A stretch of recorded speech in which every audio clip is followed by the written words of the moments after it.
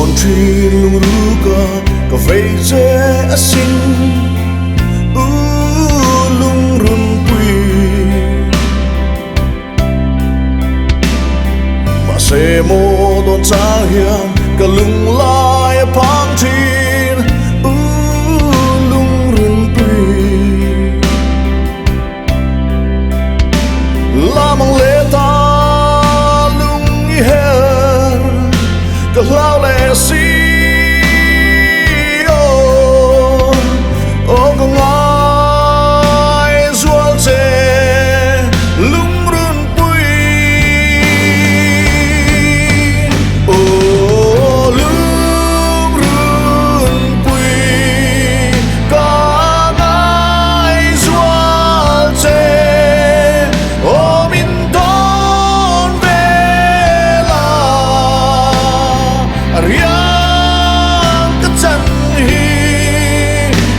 silgon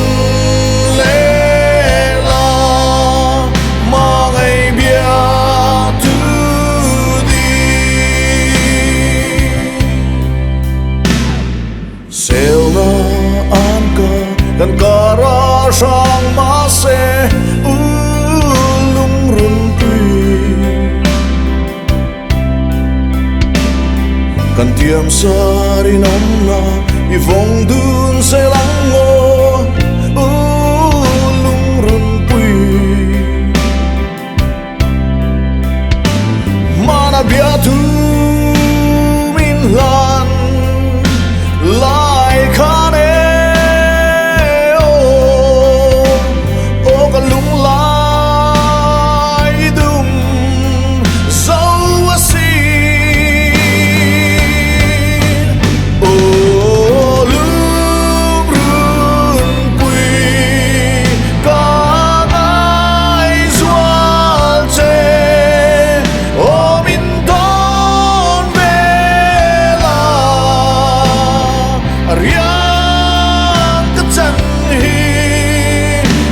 silgon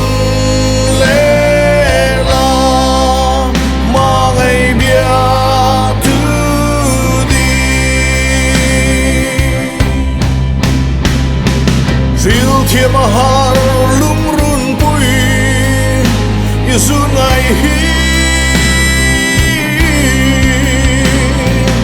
engan kalo ton kher se